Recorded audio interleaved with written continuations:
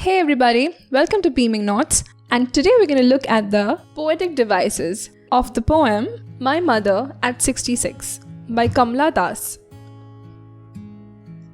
Poetic devices. Rhyme scheme. The poet does not use any identifiable rhyme scheme in this poem. Rhetorical devices. Simile. This rhetorical device is used when an overt comparison is made between two different things. In this poem, the poet uses the device of simile on two instances. In lines 5 to 7, she compares her mother's face with that of a corpse and also uses the word like while making that comparison.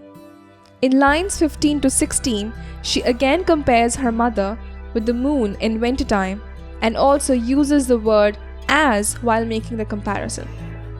Personification. This rhetorical device is used to bestow human qualities on something that is not human. In this poem, the poet uses the device of personification in the line 12 with respect to trees. She imagines the trees to be figures that are running alongside her car. Apostrophe. This rhetorical device is used when a poet addresses his or her poem to an absent audience. In this poem, the poet uses a device of apostrophe in line 18 when she speaks directly to her mother, addressing her as Amma, even though we never see the mother replying to the poet.